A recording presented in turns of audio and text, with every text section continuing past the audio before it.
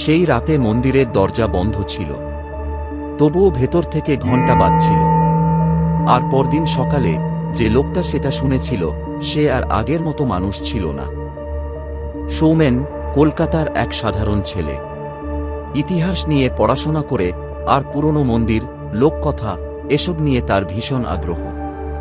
একদিন তার এক বন্ধু বলল, তুই কি নৈহাটির বড় মা সম্পর্কে শুনেছিস? সৌমেন হেসে বলল, অনেক কালী মন্দির আছে, এতে নতুন কি? বন্ধু একটু থেমে বলল, ওই মন্দিরে রাত 12টার পর কেউ থাকে না, কারণ মা তখন নিজে পূজা নেন। সৌমেন এসব কুসংস্কার বলে উড়িয়ে দিল। সে ঠিক করল নিজেই যাবে। দিনের বেলায় সবকিছু স্বাভাবিকই লাগল।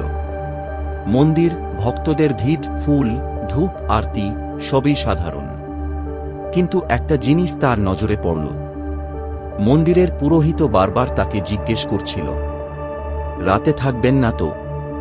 সৌমেন মুচকি হেসে বলল, না না, আমি তো গবেষণা করতে এসেছি। পুরোহিতের চোখে তখন অদ্ভুত একটা ভয়। সৌমেন ঠিক করল আজ রাতে সে মন্দিরের কাছেই থাকবে। লোকজন সবাই চলে যাওয়ার পর চারদিক একেবারে নিস্তব্ধ। ঘড়িতে তখন 11:45। হঠাৎ একটা ঠান্ডা হাওয়া বইল, আর তারপর মন্দিরের ভেতর থেকে ঘণ্টার শব্দ।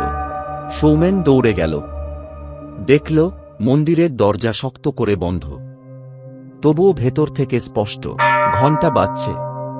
কারো পায়ের শব্দ, মন্ত্র উচ্চারণের মতো কিছু। তার গায়ে কাঁটা দিল। সে ধীরে ধীরে দরজার কাছে কান লাগাল। আর তখনই সে শুনল একটা নারী কণ্ঠ খুব ধীরে বলছে, কেন এসেছিস? সৌমেন পিছিয়ে গেল। হঠাৎ দরজাটা নিজে থেকেই একটু খুলে গেল। ভেতরে অন্ধকার, কিন্তু মন্দিরের মূর্তির সামনে যেন কেউ দাঁড়িয়ে আছে, একটা ছায়া। সৌমেন সাহস করে ভেতরে ঢুকল। আর তারপর যা দেখল, মূর্তির সামনে এক মহিলা দাঁড়িয়ে, লম্বা চুল, সাদা শাড়ি, কিন্তু মুখ দেখা যাচ্ছে না। তার হাত নড়ছে, যেন পূজা করছে। সৌমেন কাঁপতে কাঁপতে বলল, আপনি কে? মহিলা থেমে গেল, ধীরে ধীরে মাথা ঘুরাল। আর তখন তার মুখে চোখ নেই, শুধু ফাঁকা অন্ধকার। সে ফিসফিস করে বলল, আমি যে পূজা শেষ করতে পারিনি। পরদিন সকালে সৌমেন অজ্ঞান অবস্থায় পাওয়া গেল। জ্ঞান ফেরার পর সে খোঁজ নিতে লাগল। গ্রামের এক বৃদ্ধ বলল, অনেক বছর আগে এক মহিলা প্রতিদিন রাতে এসে পূজা করত। একদিন পূজা শেষ করার আগেই তার মৃত্যু হয়। তারপর থেকে সে নাকি প্রতি রাতে আসে তার অসমাপ্ত পূজা শেষ করতে।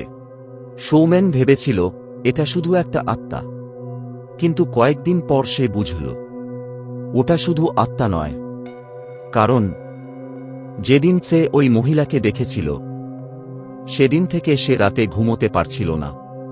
প্রতি রাতেই সে একই শব্দ শুনতে পেত, ঘণ্টা, মন্ত্র, আর সেই কণ্ঠ, পূজা শেষ কর।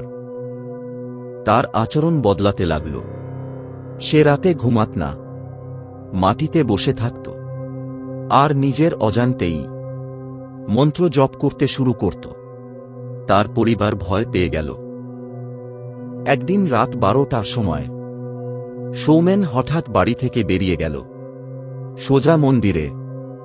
সকালবেলা লোকজন দেখল মন্দিরের দরজা খোলা, ভেতরে প্রদীপ জ্বলছে, আর মূর্তির সামনে সৌমেন বসে আছে, স্থির, চোখ খোলা, কিন্তু সে আর বেঁচে নেই। লোকজন বলছে সেদিন থেকে আর কোনো মহিলা দেখা যায় না, কারণ সৌমেন তার অসমাপ্ত পূজা শেষ করে দিয়েছে। কিন্তু এখন নতুন করে প্রতি রাতে কেউ একজন পূজা করে। লোকজন শপথ করে বলেছে রাতে তারা দেখে একজন যুবক মূর্তির সামনে দাঁড়িয়ে আছে। যদি তুমি কখনো নৈহাটির ওই মন্দিরে যাও আর রাতে ঘণ্টার শব্দ শোনো, তাহলে একটা কথা মনে রেখো, দরজা খুলবে না। কারণ যে পূজা একবার শুরু হয় সেটা শেষ না হওয়া পর্যন্ত কেউ মুক্তি পায় না।